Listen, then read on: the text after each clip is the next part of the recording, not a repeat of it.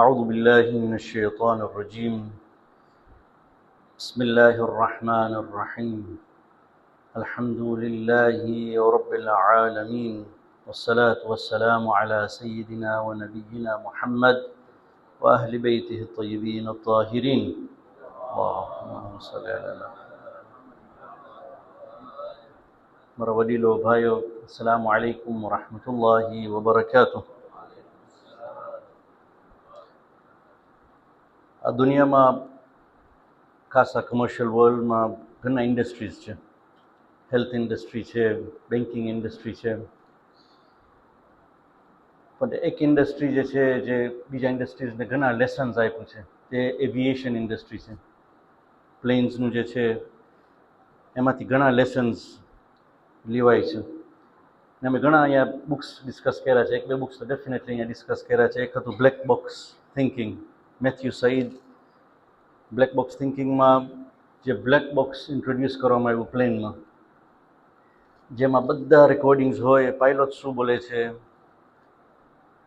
અને કોમ્યુનિકેશન શું થાય છે અને બધું જે પ્લેનમાં ચાલતું હોય છે એ બધું રેકોર્ડ થાય. ઇન કેસ જો ક્રેશ થાય પ્લેન તો એટલે કે એના ઉપરથી બધું રિસર્ચ કરી શકે. અને એ કારણે સેફ્ટી માર્જિન એવિએશન ઇન્ડસ્ટ્રીનું બહુ જ વધી ગયું છે. It's the safest mode of transport. બીજું હતું ચેકલિસ્ટ મેનિફેસ્ટો. ચેકલિસ્ટ મેનિફેસ્ટો પણ અમે ડિસ્કસ કર્યા હતા. અતુલ ગોવાંડે એક સર્જન છે જે આ બુક લખ્યો છે. પ્લેન્સમાં પાયલોટ્સને ખાસ કહેવામાં આવે છે કે તમે ચેકલિસ્ટ રાખો. Check check check. તમે કોકપીટના તમે વિડીયો જોશો તો ઘણું બધી ચીજ ચેક કરવાનું. ભલે પછી વર્ષોથી આ પ્લેન ચલાવતા હોય પણ ચેકલિસ્ટ. તો આ મોડલ મેડિસિનમાં પણ વપરાનું છે. થિયેટરમાં તમે જાઓ તો કહેવામાં આવે છે ચેકલિસ્ટ. ડૉક્ટર્સ ને નર્સિસ ચેક કરે કે બધા ઇક્વિપમેન્ટ છે.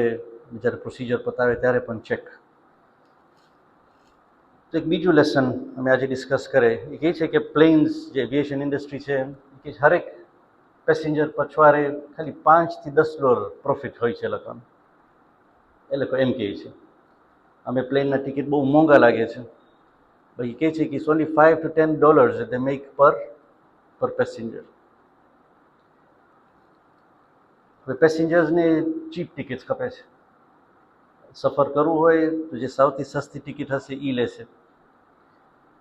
અને એરલાઇન્સને પ્રોફિટ્સ બનાવશે. સો દે ઇઝ કોસ્ટ કટિંગ હવે વોચમાં. તો પછી એ લોકો બજેટ એરલાઇન્સ સાથે આવ્યા. બજેટ એરલાઇન્સમાં 2-3 ચીજ ઓછું કરે જેથી ટિકિટના ભાવ ઉતરી જાય. તો આ મૂવમેન્ટ લગભગ 80s ચાલુ થયું. અને આના પાયોનિયર્સ હતા અમેરિકન એરલાઇન્સ. 1987માં એ લોકોનો એક CEO હતો જેનું નામ હતું Robert Crandall. United Airlines was struggling. ફ્યુલના પ્રાઇસીસ વધતા હતા અને આ માણસને લેવામાં આવ્યું કે પ્રોફિટ્સ ખપે છે. અમે પ્રોફિટ્સ નહીં હોય તો આ એરલાઇન મરી જશે. તો શું કરે? તો એક ટીમ બનાવ્યો કે હાલો અમે રિસર્ચ કરી કે કેવી રીતે અમે કોસ્ટ કટિંગ કરી શકીએ જેથી પ્રોફિટ્સમાં વધારો થાય. તો શું કર્યા એ કહે છે ફર્સ્ટ ક્લાસમાં જે ખાવાનું દેવામાં આવતું હતું પેસેન્જર્સને, ખાવાનું સાથે સલાડ આવતું હતું, મેઇન મીલ ને સલાડ. ને સલાડમાં એ લોકો ઓલિવ્સ આપતા હતા, જૈતૂન. જૈતૂન બહુ સસ્તું નથી હોતું. પછી ફર્સ્ટ ક્લાસ હતું તો ઘણા ઓલિવ્સ આપતા હતા. કે અમે હરેક ફર્સ્ટ ક્લાસ પેસેન્જર પછવારે જેનું મીલ આવે છે એમાંથી અમે એક ઓલિવ ઓછું કરે. એક ઓલિવ અમે ઓછું કરે. તો એક ઓલિવ ઓછું કરવાથી વર્ષ જ્યારે પૈતું, જ્યારે બધું હિસાબ કર્યા તો $40,000 બચી ગયા હતા. પેસેન્જરને ખબર પડવા વગર. પેસેન્જરની સામે ખાવાનું આવતું તો એને ખબર પણ નહીં કે એક ઓલિવ ઓછું કરવામાં આવ્યું છે, પણ $40,000 બચી ગયેલા હતા. $40,000 એ વખતમાં આજના જમાનામાં $2 લાખ કહેવાય. Big saving. પછી લોકો કહે છે કે સૌથી મોટું ખર્ચો એવિએશન ઇન્ડસ્ટ્રીમાં ફ્યુલ છે, પેટ્રોલ. એ કે લગભગ 50% જો કોસ્ટ હોય તો ફ્યુલમાં છે. તો ફ્યુલમાં તમે જેમ બની શકે ફ્યુલ સેવ કરો. ફ્યુલને સેવ કરો તો શું કરો કે પ્લેનનું જે વજન છે એને ઓછું કરો. પ્લેનનું વજન જેટલું વધારે હશે એટલું વધારે ફ્યુલ વાપરશે. You can't cut on the distance.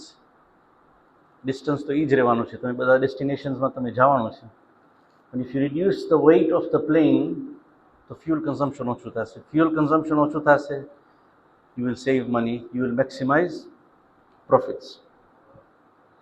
તો સાઉથ વેસ્ટ એરલાઇન, જે બીજું એક બજેટ એરલાઇન છે યુએસમાં, એ લોકો કે જે રંગ મારે છે પ્લેન ઉપર તમે જોશો જાત જાતના રંગ હોય છે. કે will reduce the amount of paint on the planes. અમે જે પેઇન્ટ નાખીએ છીએ એ અમે ઓછું કરશું. એ કરવાથી લગભગ $1 મિલિયન ફરક પડ્યો એ લોકોને. By reducing the amount of paint on the plane, પ્લેનનું વજન ઓછું થઈ ગયું, તે cut down on fuel consumption, $1 million બચાવ. યુનાઇટેડ એરલાઇન્સ એ કે પાયલોટ્સ વાસ્તે ફ્લાઇંગ મેન્યુઅલ હોય છે, મોટા મોટા બુક્સ હોય છે, which are there in the cockpit, અને હેવી હોય છે. તો આ બુક્સ કાઢીને તે પુટ આઉટ ડિજિટલ ટેબ્લેટ્સ, બધા પાયલોટ્સને ડિજિટલ ટેબ્લેટ્સ દેવામાં આવ્યું. હેવી બુક્સ બધા કાઢી નાખ્યા અને they are given digital tablets. કે છે એમાં દે સેવ્ડ 60 મિલિયન ગેલન્સ ઓફ ફ્યુલ. આ એક નાના ચેન્જથી ખાલી 60 મિલિયન ગેલન્સ ઓફ ફ્યુલ બચી ગયો લોકોને. જાપાન એરલાઇન્સ આ કંજૂસીને એક બીજા લેવલ ઉપર લઈ ગયા કે અમારા થોડાક એરલાઇન્સમાં અમે બરફ નહીં આપશું, આઈસ ક્યુબ જે છે એ કે અમે આઈસ ક્યુબ નહીં આપશું. કેમ? કારણ કે અમે પ્લેનનું વજન ઓછું કરવું છે. ક્વોન્ટસ એરલાઇન્સ જે ઓસ્ટ્રેલિયાનું છે, એ લોકો કહે કે જે મેં વાઇન આપે છે પ્લેનમાં, જે વાઇન આપે છે એના જે ગ્લાસીસ છે એ બહુ ભારે છે, તો એ ગ્લાસીસને અમે રિપ્લેસ કરશું, અમે લાઇટર ઓલ્ટરનેટિવ આપશું. એ કરવાથી તે સેવ્ડ 80 kilograms પર ફ્લાઇટ. ખાલી ગ્લાસીસ બદલાવાથી 80 કિલ એ લોકોના બચી ગયા પર ફ્લાઇટ. તો એ લોકોનું એક મીટર છે, એકાનું કંઈક ગેજ છે. બધા એવિએશન ઇન્ડસ્ટ્રીમાં જ્યારે બજેટિંગ કરે, સમથિંગ કોલ્ડ કાસ્ક, CASK કાં તો CASM, કાસ્ક કરો કાં તો કાસ્મ, કોસ્ટ પર અવેલેબલ કિલોમીટર કાં તો કોસ્ટ પર અવેલેબલ માઇલ. કે કેટલા માઇલનું સફર છે, અમારો કોસ્ટ શું થશે પર માઇલ, અને કેટલા સીટ્સ છે પ્લેનમાં, એ પ્રમાણે એ લોકો કેલ્ક્યુલેટ કરે. તો નાના ચેન્જીસ, કે small changes bring about a big impact, but don't make it visible. કે તમે બહુ કરકસર કરશો તો પેસેન્જર્સ ભાગી જશે. તો ખુલ્લે આમ કરકસર નહીં કરો, but look for the hidden cost, એને ઓછું કરો, બ્રિંગ અબાઉટ બિગ ઇફેક્ટ્સ, જેથી પ્રોફિટમાં વધારો થાય. So the goal is always profit. આમાં કાંઈ ખોટ નથી. આ મોડલને અમે અમારા બિઝનેસીસમાં પણ વાપરી શકીએ. બિઝનેસમાં ખાસ એકાઉન્ટન્ટ્સનું એ જ કામ છે, ને અમારા જમાતના મિટિંગ્સ આના જ રીતે લંબાઈ છે. કોસ્ટ કટિંગ, નાના કેવી રીતે અમે કોસ્ટ ઓછું કરી શકીએ, જેથી જમાતમાં તો પ્રોફિટ નથી હોતું, બાકી વેસ્ટ ઓછું થાય કે પૈસામાં બચાવ થાય, તો એ પૈસા કાંઈક બીજો વપરાય. કાંઈ ખોટ નથી આમાં. તો આ એક મોડલ. મોહમ્મદ ફારિસ એક યમની છોકરો છે, બોર્ન ઇન ટેન્ઝાનિયા, પણ આજે એક મોટો કોર્પોરેટ ગુરુ થઈ ગયો છે. He is training corporates, Ted talk આપ્યો છે, હી ટ્રેન્સ પીપલ, મોટિવેશનલ ટોક્સ આપે છે. એક બુક લખ્યો છે, બુકનું નામ છે બરકા ઇફેક્ટ, ધી બરકા ઇફેક્ટ. તો એના બિગિનિંગમાં કિતાબ જ્યારે ચાલુ થાય છે, એમાં એક સ્ટોરી આપે છે. કહે છે 1974માં એક માણસ હતો જિદ્દામાં, શકૂર અબુ ગઝાલા માણસનું નામ. આ માણસ હતો, એનું ડ્રીમ હતું કે મને એક રેસ્ટોરન્ટ ખોલવું છે જિદ્દામાં, મને ક્વોલિટી ખાવાનું આપવું છે માણસોને, પણ એટલે રિડ્યુસ કોસ્ટ, બહુ મોંઘું ના હોય, પણ ઇટ શુડ બી ક્વોલિટી. તો જે કાંઈ એનું સેવિંગ હતું એ આ બિઝનેસમાં નાખી દીધું અને બિઝનેસ ચાલુ કર્યો, અને નામ રાખ્યું બ્રોસ્ટ. ચિકન ઇન્ડસ્ટ્રી, ફ્રાઈડ ચિકન, એનું નામ રાખ્યું બ્રોસ્ટ. પણ બિઝનેસ બહુ સારું ના હતું, બહુ જ ઘણા ચેલેન્જીસ. માંઝો ગુમું, સહેલીમાં કહે ને માંઝો ગુમું. ચાલુ કર્યો બહુ જ મુશ્કેલ, ને એ કારણે એના હેલ્થ ઉપર અસર આવ્યો. એમ કરતાં કેન્સર થઈ ગયું, બિચારો 2 વર્ષમાં ગુજરી ગયો માણસ પોતે. તો એના 2 દીકરા, એહસાન ને રામી, એ કહે કે ના, અમારા બાપનું આ ડ્રીમ હતું, અમે ડ્રીમ ચાલુ રાખ્યું, પણ ત્યાર સુધી ખોટ બહુ જ થઈ ગયું હતું, કારણ કે બાપ પોતે બીમાર, બિઝનેસ બરાબર ના ચાલતો હતો, they are almost going to close. પછી બચાવ કે ના, અમે આ બિઝનેસને ચાલુ રાખશું. કોશિશ કરતાં કરતાં લાઇસન્સીસ જે લેવાઈ ગયા હતા, પાછું લાઇસન્સીસ અપનાવ્યા પાછું, અને ત્યાર સુધી લગભગ 400 બીજા ચિકન આઉટલેટ્સ ખુલી ગયા હતા. જ્યારે ખોયલું જિદ્દામાં ત્યારે એકલા હતા, પણ આ 2 વર્ષમાં 400 બીજા આઉટલેટ્સ ખુલી ગયા. તો કોમ્પિટિશન પણ સખત વધી ગયું. તો ચેલેન્જીસ ઉપર ચેલેન્જીસ. પણ આ 2 છોકરાઓ હિંમતના હાર્યા, કોશિશ કરીને આ કંપનીને ઉપર લઈ આવ્યા. આ કંપનીનું નામ આજે અલબૈક છે. સાઉદીમાં તમે જાશો, KFCની બારે એટલું ક્યુ નહીં હોય જેટલું અલબૈકની બારે ક્યુ હશે. તો કોશિશ હિંમત ના હાર્યા, but they built an empire. ને આજે it has become a brand name. સામે KFC છે, પણ માણસો KFC ખાવા નથી જતા, પણ અલબૈક ખાવા જશે. લકાનું સિક્રેટ શું? બીજા કહી શકે લકાનું રેસીપી, ખાવાનું બહુ fine, no it was discipline, cost cutting, profit maximisation, જે તમે કહો કોર્પોરેટ વર્લ્ડમાં. પણ આ માણસ મોહમ્મદ ફારિસ કહે છે કે ના, એલાકાનું સિક્રેટ એક બીજું હતું. બીજા એલાકાની ઇન્ટરવ્યૂ કરે છે, એ કહે છે એલાકાનું સિક્રેટ મને લાગે છે કે બીજું હતું. શું હતું સિક્રેટ? અબુ ગઝાલા જે છે, જ્યારે બિઝનેસ પોતાનું ચાલુ કર્યું, પહેલો દિવસ બિઝનેસનું, એ ત્યારે નિયત કર્યો, હરેક કુકરો જે હું વેચીશ એમાંથી 1 રિયાલ જે છે એ સદકામાં આપીશું. આઈ ગીવ 1 રિયાલ ઇન્ટુ સદકા. તો બિઝનેસ સારું હોય કે ખરાબ, 1 રિયાલ સદકામાં જશે. અને બચ્ચાઓ જ્યારે, આ 2 દીકરાઓ જ્યારે આ બિઝનેસ લીધા, they kept up that principle. એ પ્રિન્સિપલ આજ સુધી ચાલુ છે. જે કહે છે આ માણસનું નિયત સાફ હતું, હિઝ ઇન્ટેન્શન વોઝ ક્લિયર, અને આ 1 રિયાલના લીધે આ બિઝનેસમાં બરકત થયું. સો ધીસ ઇઝ ધી બરકા ઇફેક્ટ. કોસ્ટ કટિંગ પણ હોઈ શકે, but there was a hidden effect which was the charity. તો એક બાજુ મેક્સિમાઇઝિંગ પ્રોફિટ છે, બીજી બાજુ ઇસ્લામમાં કહે છે મેક્સિમાઇઝ બરકા. Don't only concentrate on profits, but prioritise બરકા.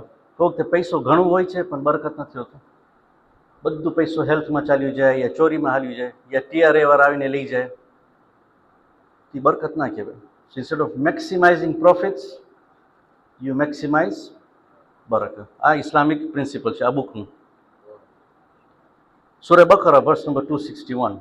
أعوذ بالله من الشيطان الرجيم. مثل الذين ينفقون أموالهم في سبيل الله كمثل حبة أنبتت 7 سنابل في كل سنبلة 100 حبة والله يضاعف لمن يشاء والله واسع عليم. The parable of those who spend their wealth in the way of Allah, આપેલું ક્રાઇટેરિયા, ખુદાના રાહમાં તમે આપો, is that of a grain which grows 7 years. મકાઈ જે છે, એક સીડ તમે નાખો, એમાંથી જે પ્લાન્ટ ઉગે એમાંથી 7 મકાઈ નીકળે. એક સીડમાંથી 7 મકાઈ. હરેક મકાઈમાં 100 દાણા હોય, તમે નાખ્યા 1 દાણો અને નીકળ્યા 700. વલ્લાહુ યુદાઇફુ લિમન યશા.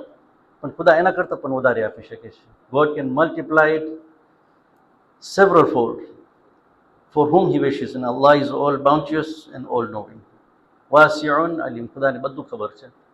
માણસમાં જો નિયત સાફ હોય, અને if he spends, ખુદામાં તૌફીક, ખુદા એટલું તૌફીક આપે છે કે 700 ઘણું મિનિમમ, પણ એના કરતાં પણ ખુદા વધારે આપી શકે છે. બીજી આયત સૂરહ બકરાનું વર્સ નંબર 245.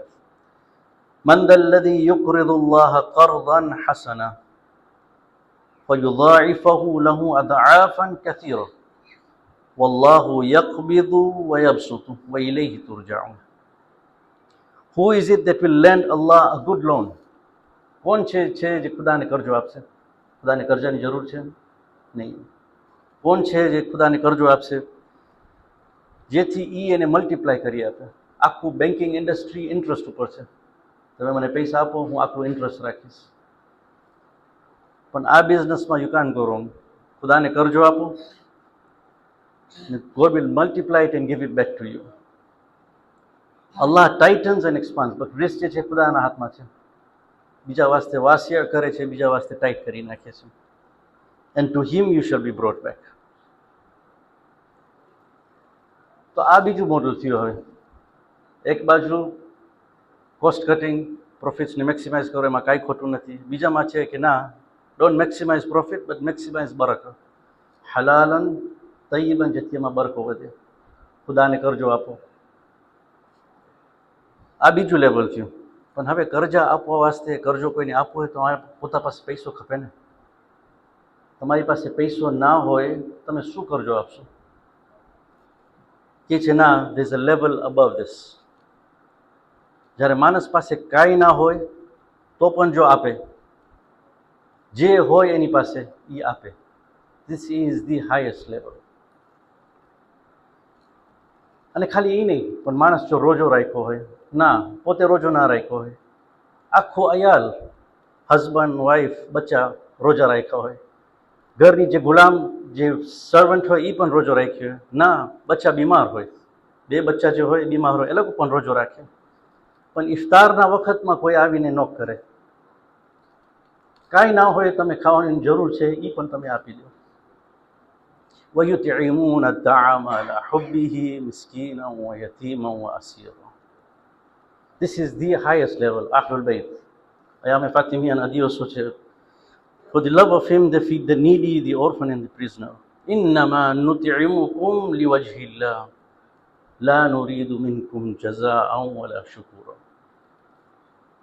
આ હતું આહલુલ બૈત.